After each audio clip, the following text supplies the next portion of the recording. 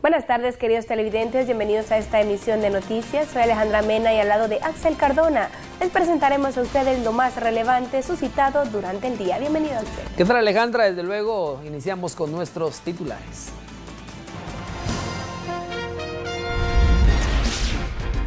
Inicia juicio contra banda de presuntos sicarios a sueldo. Sector empresarial a favor de revisión de pactos colectivos en instituciones del Estado.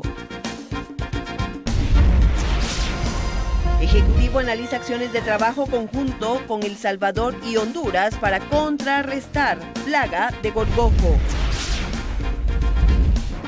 Ministra de Comunicaciones asegura que no renunciará al cargo y que será transparente en su gestión.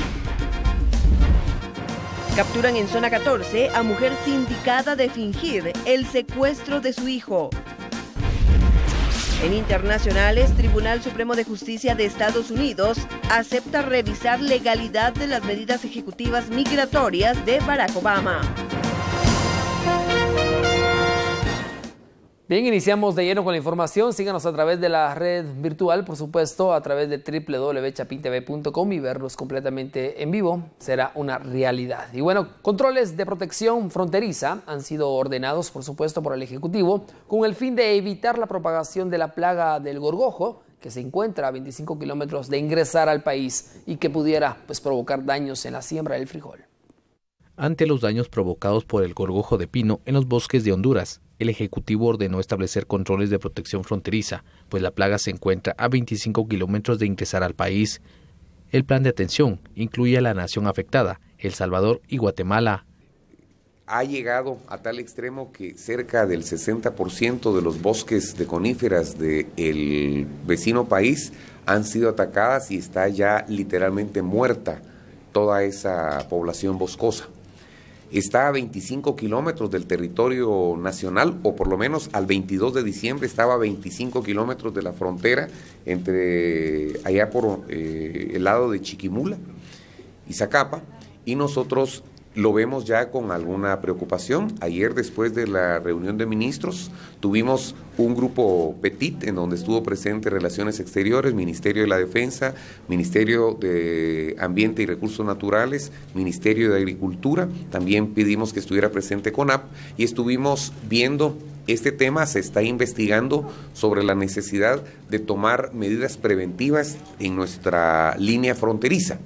Autoridades hondureñas declararon emergencia nacional por dicha plaga, derivado de la destrucción de 360.000 hectáreas de pino. El presidente de la República, Jimmy Morales, ratificó a Sherry Ordóñez a cargo de la cartera de Comunicaciones. Ordóñez desmiente ser contratista del Estado, como se le ha señalado. La ministra de Comunicaciones, Sherry Ordóñez, dice que se mantendrá en dicha cartera, pues fue ratificada por el presidente de la República, Jimmy Morales.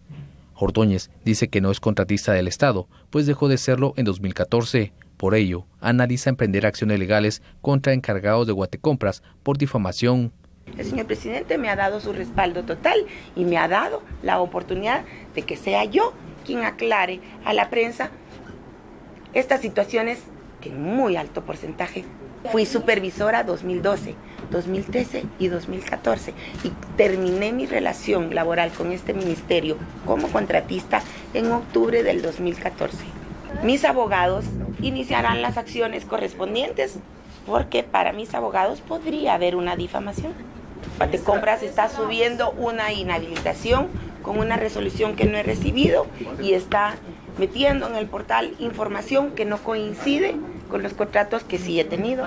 A pesar de mantener un proceso judicial emprendido por SAT, la funcionaria establece que se mantendrá en dicho cargo. Es un proceso administrativo, no es un delito, no es una falta y les digo, yo misma fui a pedir ayer notificación para no esperar a que me notificaran porque hasta el día de hoy no he sido notificada oficialmente. Bueno, el vicepresidente de la República anunció que podría declararse estado de calamidad en el sistema de salud a causa, por supuesto, de la crisis por la que atraviesa actualmente el sistema hospitalario en el país. Derivado de la situación actual en que se encuentran los hospitales y altas cifras de desnutrición que hay en el país, se estará declarando estado de calamidad. El día de hoy tenemos que cambiar la conducta, tenemos que ser diferentes y nosotros creemos que armando estos equipos de trabajo en estos departamentos vamos a principiar a hacer ese cambio que tanto necesita Guatemala. La calamidad es nacional, pero hay prioridades que atender y creemos que con Huehuetenango y San Marcos y después, si ustedes recuerdan, Camotán y Jocotán fueron unos municipios que se declararon verdaderamente en crisis. Nosotros vamos a estar evaluando esto para que conjunto con la universidad y las universidades que nos quieran apoyar, porque la responsabilidad no es solo de la San Carlos. Las universidades privadas tienen una responsabilidad también en la formación de sus estudiantes para que con la conciencia social que se enseña en las universidades puedan tener apoyo a la población guatemalteca. El vicepresidenciable también anunció que están realizando reuniones con el rector de la Universidad de San Carlos para iniciar con un proyecto de censo y tener datos concretos sobre la desnutrición, iniciando con San Marcos y Huehuetenango, ya que son los departamentos con mayor índice de personas con desnutrición. Un estudio revela fallas en algunos procedimientos del sistema de salud, lo que influye en las deficiencias del sistema y la baja calidad en los servicios, así como en la atención que se ofrece a los guatemaltecos. Derivado de la situación actual en que se encuentran los hospitales y altas cifras de desnutrición que hay en el país, se estará declarando estado de calamidad. El día de hoy tenemos que cambiar la conducta, tenemos que ser diferentes y nosotros creemos que armando estos equipos de trabajo en estos departamentos vamos a principiar a hacer ese cambio que tanto necesita Guatemala. La calamidad es nacional, pero hay prioridades que atender y creemos que con Huehuetenango y San Marcos y después, si ustedes recuerdan, Camotán y Jocotán fueron unos municipios que se declararon verdaderamente en crisis. Nosotros vamos a estar evaluando esto para que conjunto con la universidad y las universidades que nos quieran apoyar, porque la responsabilidad no es solo de la San Carlos. Las universidades privadas tienen una responsabilidad también en la formación de sus estudiantes para que con la conciencia social que se enseña en las universidades puedan tener apoyo a la población guatemalteca. El vicepresidenciable también anunció que están realizando reuniones con el rector de la Universidad de San Carlos para iniciar con un proyecto de censo y tener datos concretos sobre la desnutrición, iniciando con San Marcos y Huehuetenango, ya que son los departamentos con mayor índice de personas con desnutrición.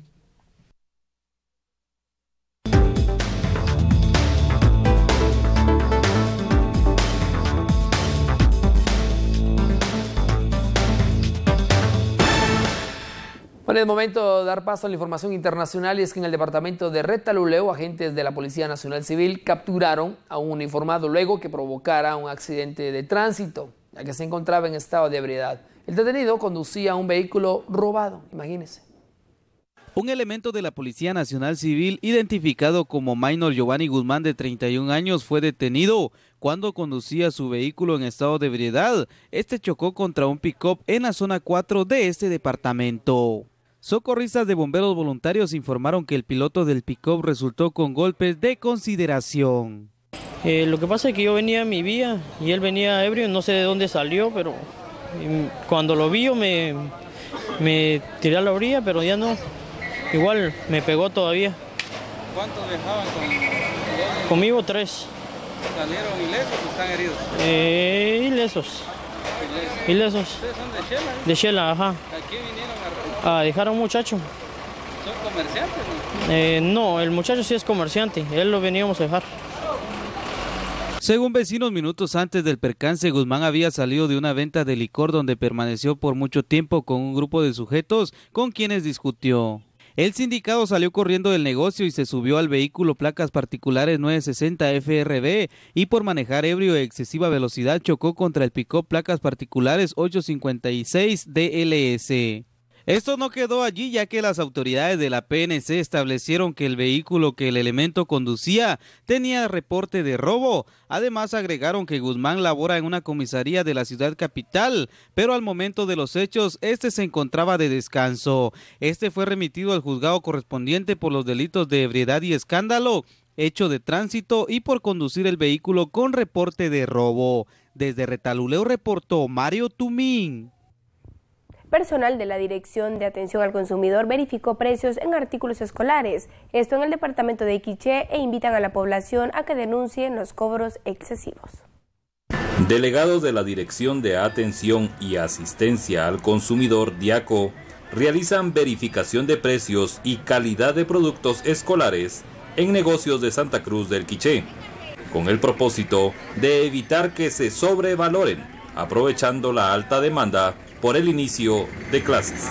Sí, pues más que todo revisando, ¿verdad? Y verificando que los precios que estén que normando, pues que sean los que DIACO ha establecido o que prácticamente que estén más bajos a los del mercado. La verdad, en cuestión de mochilas y cuadernos, estamos viendo que sí se están manejando precios cómodos, les podría decir hasta un 15% de descuento. La DIACO está para controlar precios, ¿verdad? Entonces nosotros estamos haciendo una invitación que se aboquen a nosotros, con mucho gusto nosotros de oficio, pues con mucho gusto nosotros estaremos verificando estas quejas. Reportó desde Quiché, Oscar Toledo. Bueno, en San Marcos eligieron a los candidatos que podrían ocupar el puesto de gobernador. La Procuraduría de los Derechos Humanos afirma que el proceso se realizó en una manera pues muy transparente, muy tranquila. Sociedad civil, por primera vez en la historia de cambio de gobernador en el departamento de San Marcos, es tomada en cuenta para poder llevar a cabo la elección a gobernador, donde participaron 14 aspirantes. Únicamente salió electo una terna. Esto fue un proceso de selección optante a la plaza de gobernador para poder hacer propuesta de parte de la sociedad civil hasta la presidencia de la República, de la persona que pueda reunir las cualidades para poder hacer un buen trabajo al frente de la gobernación departamental en San Marcos. ¿Qué aspectos se calificaron? Méritos académicos. El segundo, la experiencia que ha tenido en su rol de servidor público o de otras instancias para poder trabajar en pro del desarrollo del departamento. Un plan de trabajo que se solicitó a los que se hayan propuesto. La exposición de ese plan de trabajo, una prueba escrita. Básicamente esos fueron los aspectos más relevantes. Fueron inscritas 14, sin embargo de las 14 solamente 12 concluyeron el proceso. Por su parte, personas que participaron en este proceso están sumamente satisfechas por el trabajo transparente que se realizó. El proceso se llevó a cabo dentro de los términos legales, ¿va? En cuanto a la recepción, la evaluación, nosotros estuvimos presentes en base a los lineamientos que como sociedad civil ellos pues tenían, y nosotros como garantes de ello estuvimos presentes en todas las evaluaciones. Se ha hecho un trabajo muy importante, se ha hecho muy transparente. Yo creo que eso es lo más importante, que se elige a alguien que de veras tenga la capacidad para poder gobernar nuestro departamento. Esperan que el presidente pueda elegir a la persona idónea para ese cargo y no vaya a influir la política, se informó. Desde San Marcos, reportó Joel Navarro. Un posible cortocircuito provocó un incendio dentro de una vivienda ubicada en un sector del departamento de Huehuetenango. Cuerpos de socorro indicaron que no hubo heridos, únicamente 2 personas con crisis nerviosa ante el siniestro. Un incendio registrado en la aldea Chinacá de Huehuetenango consumió parte de una vivienda y dejó 2 personas con crisis nerviosa, identificadas como Paola Rivas y Sandy Villatoro, ya que bomberos voluntarios acudieron de inmediato para evitar que las llamas se expandieran a las demás habitaciones del inmueble, utilizando más de 3,000 galones para sofocar el siniestro, el cual se presume que se habría originado por la antigüedad del cableado eléctrico. En Huehuetenango reporta Yuman Villatoro. Bueno, y estudiantes de un centro educativo en Totonicapán se dirigen a las autoridades de educación y solicitan docentes y pupitres, ya que afirman que las condiciones en que reciben clases son antipedagógicas. En condiciones precarias reciben clases estudiantes de la Escuela Normal Rural de Occidente, ENRO. Esto ha motivado al estudiantado a exigir al Ministerio de Educación que los doten de pupitres y catedráticos. Justamente el día de ayer fuimos a hablar con el director departamental de educación, el profesor Valdemar Vázquez, y le manifestamos todas las inconformidades que nosotros tenemos, ¿verdad? Como se podrán dar cuenta, no tenemos mobiliario, no tenemos cátedra, recibimos clases, en condiciones antipedagógicas. De no haber respuesta, indicaron que tomarán otras acciones. de que el día de mañana iba a mandar a los docentes y que en el transcurso de estos meses iba a mandar el mobiliario, ¿verdad? Pero igual si el día de mañana no tenemos respuesta, justamente a las 8 de la mañana, pues vamos a tomar medidas más drásticas. Y esta problemática se ha acrecentado año con año debido al crecimiento poblacional estudiantil. Pues mucha inconformidad porque somos de sexto magisterio y ya vamos a salir a dar nuestras prácticas, pero no tenemos los maestros que nos capaciten para impartirles clases a los niños. En Totonicapán, Leopoldo Batz.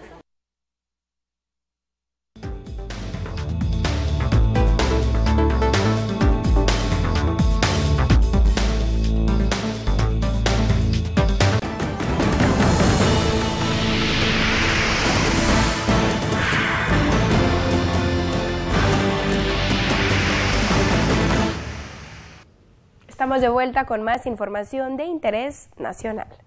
Agentes de la Policía Nacional Civil capturaron a una mujer en un sector de la zona 14 capitalina, quien es señalada de simular el secuestro de su hijo. La Policía Nacional Civil capturó a una mujer quien se presume fingió el secuestro de su hijo de 4 meses. La detención se realizó en un salón de belleza ubicado dentro de un edificio de la zona 14. Según Stu Velasco, subdirector de investigación criminal de la PNC, la detenida simuló todo el escenario del secuestro del menor. De secuestros, el 4 de noviembre atendió una denuncia de secuestro de una menor de edad, aparentemente ocurrido en San Cristóbal, Ciudad de Risco. La investigación criminal continuó en esta situación y logramos determinar en base a pruebas científicas y análisis de modus operandi de que la intercepción violenta que había sido denunciada por la madre no había existido como tal y que ella había simulado todo un escenario para poder lucrar a costa de su propia hija menor. Las investigaciones de la Policía Nacional Civil determinaron que el hecho fue realizado presuntamente por problemas sentimentales con su pareja y para lograr cobrar el dinero del rescate. Bueno, en otra información, sujetos desconocidos hirieron de bala a una persona que se encontraba caminando por una de las calles en Villalobos 2. Cuerpos de socorro trasladaron de inmediato a la víctima al Hospital Roosevelt, quien a su ingreso lamentablemente falleció. Un ataque armado registrado en horas de la mañana en la colonia Villalobos 2 de la zona 12 de Villanueva dejó como saldo una persona con heridas de bala trasladada a la emergencia del Hospital Roosevelt por socorristas del Cuerpo de Bomberos Municipales. Esas personas que transitaban sobre la 53 calle y Tercera Avenida, esto de Villalobos 2, zona 12 Villanueva, dieron aviso a las líneas de emergencia de bomberos municipales, el 123, indicando que le habían disparado a una persona, por lo que telefonistas del Centro de Coordinaciones de Emergencia inmediato movilizaron una unidad de técnicos en urgencias médicas, quienes a su llegada localizaron a una persona de sexo masculino de aproximadamente 30 años de edad, el cual presentaba varias heridas ocasionadas por proyectil de arma de fuego en el cráneo. En estado sumamente delicado, fue trasladado hacia la emergencia del Hospital Roosevelt, donde médicos de este centro asistencial lo ingresaron a sala de cirugía por la gravedad de las heridas. Según versiones de algunas personas, indicaron que sujetos a bordo de un vehículo se le acercaron y le dispararon en repetidas ocasiones. Hasta el momento esta víctima no ha sido identificada, vestía un pantalón de lona azul, una playera amarilla con azul y zapatos negros. Según algunos testigos en el lugar, indicaron que sujetos desconocidos que se conducían a bordo de un taxi color gris dispararon en repetidas ocasiones en contra de esta persona. En lo que va del año, los ataques armados a las unidades del transporte público han cobrado la vida de al menos 15 personas. Ante ello, la Procuraduría de Derechos Humanos solicita seguridad permanente en las unidades, así como en las paradas conflictivas.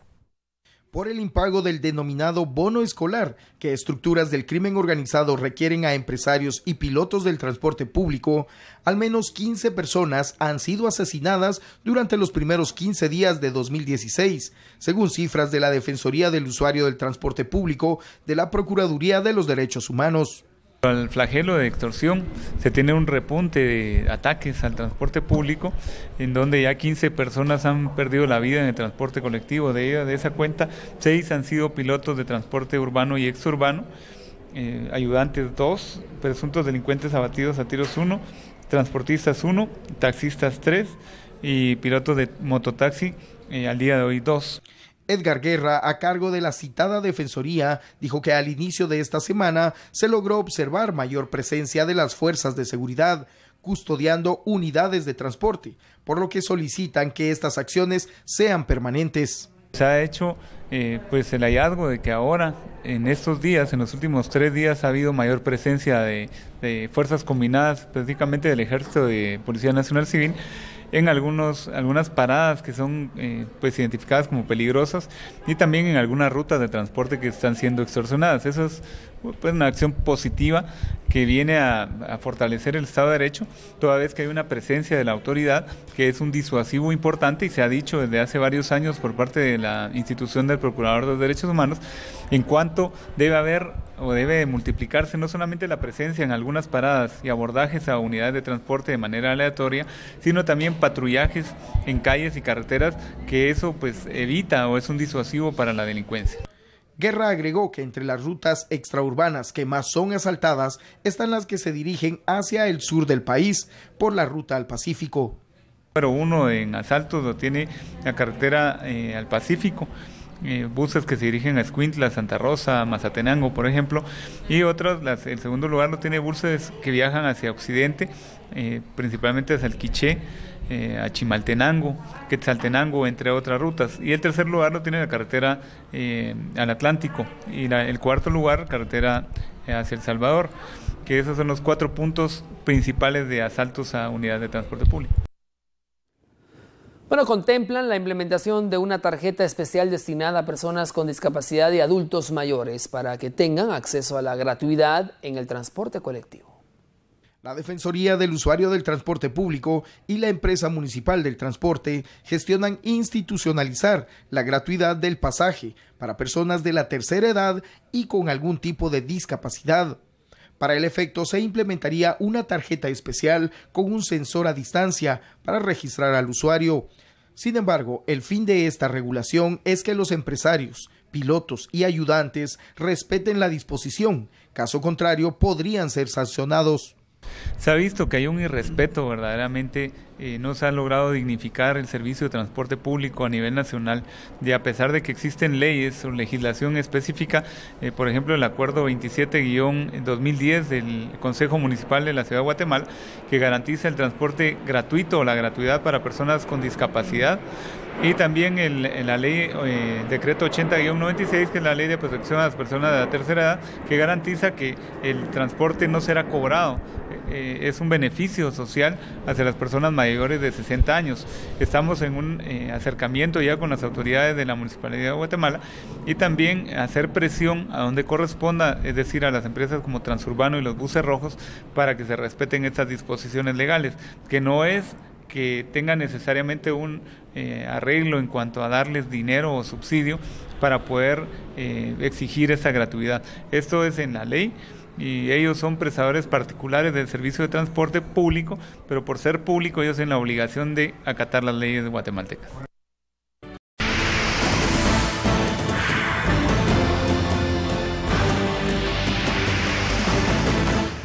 Gracias por continuar con nosotros. Seguimos con más información. Es momento de abordar el tema legislativo y es que hoy se realizó la primera reunión ordinaria en el Congreso de la República. Por ello nos comunicamos con Juan Pablo Garrido, quien nos tiene detalles importantes. Adelante, Juan Pablo. Buenas noches. Gracias, Axel. Buenas tardes. Queremos informar que este día se realizó la primera sesión ordinaria del Congreso de la República de la legislatura 2016-2020, la cual estaba programada para las 14 horas. Entre los puntos conocidos por los parlamentarios, destaca, se decidió consultar al Tribunal Supremo Electoral sobre la situación de el que había sido electo como diputado Edgar Zamora, quien no pudo asumir el pasado 14 de enero al no contar con su finiquito. También los diputados acordaron el caso del que estaría supliendo a Edgar Zamora sería Juan Manuel Díaz Durán, pero indicó, según el presidente Mario Taracena, que se estará solicitando la interpretación del Tribunal Supremo Electoral para verificar quién será el diputado que se integre al hemiciclo parlamentario. También cabe destacar que se aprobó el proyecto de acuerdo que convoca a los profesionales del derecho que cumplan con los requisitos constitucionales y legales requeridos para optar al cargo de magistrado titular y magistrado suplente de la Corte de Constitucionalidad en representación del Congreso de la República. Recordemos que las elecciones para magistrados de la Corte de Constitucionalidad se estará realizando ya en las próximas semanas, ya que en el mes de abril tendrán que asumir los nuevos magistrados. También es importante mencionar que se aprobó el decreto que dispone aprobar el convenio para la unificación de ciertas reglas para el transporte aéreo internacional. Estos fueron los puntos tocados en la primera sesión realizada este día, donde es importante resaltar que participaron 87 nuevos diputados, los cuales fueron electos popularmente el pasado 5 de septiembre de 2015. Este es el reporte que tengo desde el Congreso de la República. Axel, regreso a Estudios Centrales. Gracias, Juan Pablo Garrido y al equipo de TN23 por este importante reporte que desde luego estaremos ampliando en nuestra emisión de las 20 horas. Continuamos con más información y es que la publicación del listado de salarios de trabajadores del Congreso de la República ha sido bien visto por Todd Robinson, embajador de Estados Unidos, ya que considera que con ello se evitará la corrupción. El embajador de los Estados Unidos, Todd Robinson, califica de positiva la acción del presidente del Congreso, Mario Taracena, luego de la publicación del listado de salarios de trabajadores de dicho organismo. El diplomático comenta que es un paso más en el combate de la corrupción. Yo veo muy positivo las primeras acciones del nuevo presidente del Congreso. Yo creo que es importante que la gente, la sociedad guatemalteca, sepa lo que está pasando en el Congreso. He dicho antes que siempre teníamos que empezar con el Congreso si queríamos cambiar las condiciones en el país, porque ellos tienen la responsabilidad de promover la legislación y las leyes, pero también tienen la responsabilidad de mostrar su compromiso y ser un modelo para el país. Y parece que al inicio del nuevo Congreso están tratando de retomar esa responsabilidad. Bueno, y la revisión de pactos colectivos dentro de las instituciones del Estado es calificada de positiva por representantes del sector empresarial. Representantes del sector empresarial se mostraron a favor de realizar una revisión dentro del marco de la ley a los pactos colectivos que existen en las instituciones del Estado. Esto para evitar actos de corrupción relacionados a plazas fantasmas y onerosos sueldos. Creemos que es importante que los sindicatos realmente permanezcan, los sindicatos sanamente construidos y sanamente ejecutados. En el caso de esto que hemos visto en los últimos meses, sí, efectivamente creemos que es importante hacer una revisión de los pactos colectivos en las instituciones de gobierno, porque definitivamente bajo todas las luces están fuera de la realidad de lo que se paga en el país y de algunos pactos colectivos que se tienen en el sector mismo privado. Pues entonces, si bien es cierto, no todos los pactos colectivos en el gobierno están malos, sí creemos que es objeto de minuciosa revisión dentro del marco de la ley, porque vemos que sí, definitivamente hay unos sueldos que están fuera de la realidad y hay unas plazas que no sabemos si realmente se ejecuta para lo que están contratados. Una propuesta de reajuste de presupuesto 2016 será presentado por el Ejecutivo, ello debido al desfinanciamiento para atender a diversas carteras. El Ejecutivo presentará al Congreso una propuesta de reajuste de presupuesto 2016, derivado del desfinanciamiento para atender a diversas carteras. Julio Héctor Estrada, ministro de Finanzas, dice que el proyecto actual no cuenta con fuentes de recursos para solventar 1.600 millones de quetzales de déficit. En este momento, creo que es importante aclarar que la aprobación del presupuesto, el decreto 2016, de presupuesto 2016, no cuadra. Quiere decir que el Congreso aprobó un techo presupuestario de un poco más de 70,000 millones de quetzales de gastos y uno de ingresos, que es 1.600 millones de quetzales menor. Quiere decir que nosotros tenemos desfinanciado el presupuesto, o sea, no cuadra la contabilidad del presupuesto mismo. Entonces, viene una propuesta de componer ese tema, simplemente, dado que no cuadra la cantidad de egresos con la cantidad de ingresos, una propuesta al Congreso para que ajuste y cuadre la cantidad de ingresos con egresos, y así se puede asignar los recursos de las entidades que quedaron desfinanciadas totalmente, porque se les aprobó su techo, pero no su fuente de financiamiento. El funcionario dice que el proyecto mantendrá el techo de gasto actual de 70,700 millones de quetzales. Bueno, el 60% de los trabajadores del país se dedican a la economía informal, por lo que no cuentan con prestaciones. Ante ello, el sector industrial apuesta por la creación de más fuentes de empleo.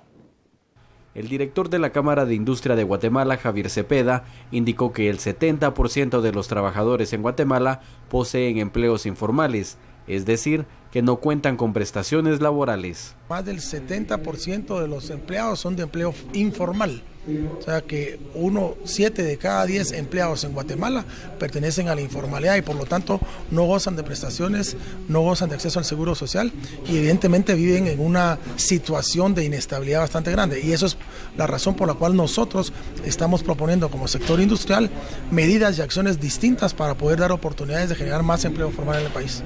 Según Cepeda, se buscan estrategias para crear más empleos formales en el país y de esta manera reducir el índice de pobreza. En cuanto al crecimiento económico, según los datos del presidente interino del Banco de Guatemala, puede estar entre un 3.1 y un 3.9%, más con una tendencia mayor al 3.9. Así que estaríamos manteniéndonos alrededor del 4%, lo cual es una tendencia que hemos mantenido durante estos años. Sin embargo, como Guatemala necesitamos crecer alrededor de un 6% para poder generar una reducción en la brecha de la pobreza en este país. Agradecemos su preferencia, estamos de vuelta con más información. Dio inicio el juicio en contra de 9 presuntos sicarios a sueldo que operaban en Chiquimula a inicios de los años 2011 al 2014. Los integrantes del Tribunal A de Mayor Riesgo iniciaron juicio en contra de 9 supuestos sicarios a sueldo. Conformaron la organización criminal llamada Chehuen. Operó en Chiquimula y era contratada para cometer asesinatos. Un testigo dijo que en las llamadas telefónicas se estableció que 2 indicados vigilaron a una víctima en el hospital. Había sobrevivido al ataque y cuando falleció la avisaron a José Eduardo Chehuen, líder de la agrupación. El señor Wilson Giovanni Rodas y William Otoniel Barrios se encargaban de pasarle la información a Eduardo Chehuen del estado de salud de esta persona que habían disparado directamente. Posteriormente fallece y entonces el señor William Otoniel Barrios González, alias Jesús, le da la información al señor Eduardo Chehuen Sagastume y le dice que si ya sabe que aquel ya se fue y le confirma la muerte del señor. Entonces Eduardo Chehuen le dice que qué bueno, ¿verdad? Que ya falleció, qué bueno mi queso, le dice. Ya para la tarde ahí tenemos el otro. O sea, según los audios, ese mismo día planeaban matar a 2 personas. Según la pesquisa del Ministerio Público, la red criminal dedicada al sicariato Chehuen operó en Chiquimula a inicios de 2011. El 16 de octubre de 2014 atacaron con arma de fuego a Mirka Solís, encargado de una barbería. Bueno, y el exalcalde de Santa Catarina Pinula, Antonio Coro, quedó ligado a proceso por el delito de homicidio culposo por su presunta responsabilidad en la tragedia ocurrida en la aldea Cambrai 2. La jueza noveno de lo penal, Silvia Morales, aceptó la petición del Ministerio Público que el exalcalde de San José Pinula, Antonio Coro, enfrente a la justicia por el delito de homicidio culposo. El fiscal del MP dijo que el procesado en julio de 2014 no atendió una recomendación de reubicar a los vecinos. El cual refiere que desde hace varios años el sector conocido como el Cambrai se ha visto afectado por las crecidas del río Pinula, y a su vez propiciando la inestabilidad en laderas, su excavación y erosión en terrenos y viviendas, que como fenómenos han alterado abruptamente las condiciones del cauce, ampliando su sección, dirección y profundidad, proponiéndole como solución posible, entre otras, la reubicación de la comunidad afectada, parcial o totalmente, misma que no fue atendida por su persona. Como alcalde, nunca tuve la facultad para decretar que el Cambrai 2 era zona de alto riesgo o inhabitable, dijo el exfuncionario edil. Santa Catarina Pinula fue declarada una zona de alto riesgo por el acuerdo gubernativo 179-2001. Yo ya le di lectura a todo el acuerdo gubernativo, honorable juez, y en ningún momento se menciona a Santa Catarina Pinula ni la cuenca del río Pinula. O sea que Cambrai 2 en este momento no ha sido declarado zona de alto riesgo, sino que lo único que hizo Conred fue declarar alerta roja, pero lamentablemente 8 días después del deslave, que fue el 1 de octubre. Con esto lo que quiero comprobar, distinguida señora juez, que yo no tengo como alcalde, nunca tuve la facultad de declarar ninguna de estas alertas. La investigación de la MP estableció que en el lugar del desastre murieron más de 200 personas. El número puede ser mayor, pues algunos cuerpos no se lograron recuperar, dice el fiscal. Que se ubica en la región sur de dicho sector, que iniciaba a caerse desde noviembre del año 2014, cayó finalmente sobre la población, causando así la muerte de al menos 282 personas, más las personas que por las condiciones del terreno ya no fueron posibles rescatar y que al día de hoy ahí se encuentran enterradas. Acciones que al ser realizadas en forma directa por usted en su calidad de autor encuadran dentro del ilícito penal de homicidio culposo. En su declaración, el sindicato dijo que a los vecinos se les pidió retirarse del Cambray por ser una zona vulnerable ante los desastres naturales y no se fueron. Ante la respuesta de los habitantes, la municipalidad elaboró trabajos de prevención, subrayó Coro. Que al no trasladarse los vecinos se levantó el acta correspondiente, pero se hicieron trabajos de prevención para las personas que decidieron quedarse. La juzgadora Silvia Morales otorgó al exfuncionario Antonio Coro ser beneficiado con una medida sustitutiva. Cuando la información se produce, TN23 se la comunica a Alex Álvarez y Hugo Morales.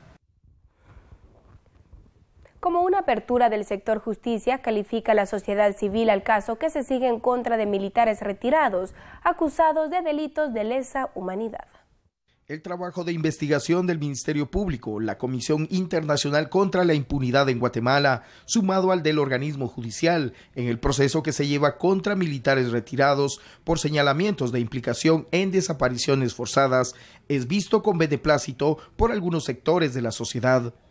Norma Cruz, de la Fundación Sobrevivientes, dijo que esto significa la apertura de la justicia para el guatemalteco común, partiendo en que ahora se llevan ante las cortes a personas que antes eran casi intocables. Desde como ciudadana creo que hoy por hoy, digamos, hemos logrado tener avances en el aspecto, digamos, que todos los ciudadanos pues que están tocando las puertas de la justicia de alguna manera se están abriendo y se está logrando, digamos, llevar casos que nunca se creyó que se podían llevar ante la justicia. Entonces yo creo que tanto los casos del pasado como los casos de hoy están teniendo pues una respuesta de parte de la justicia, el MP cumpliendo con su deber de investigar desde una base científica, no política ni ideológica, y los operadores de justicia, los jueces, pues de escuchar, ver la prueba y en base a la prueba científica que se le presenta, resolver apegados a derecho. Yo creo que es un buen ejercicio porque eso fortalece la democracia en Guatemala y pues yo los insto a seguir, ¿verdad? A seguir en este camino, porque hasta que no se aplique la justicia en este país, pues no vamos a encontrar la paz ni vamos a lograr, digamos, vivir en armonía. Hemos llegado al final de esta emisión de noticias. Agradecemos su preferencia. Claro que sí, le invitamos a seguirse informando con nosotros. Recuerde, síganos a través de la plataforma virtual www.chapintv.com y véanos completamente en vivo desde su dispositivo móvil. Hasta pronto. Hasta pronto.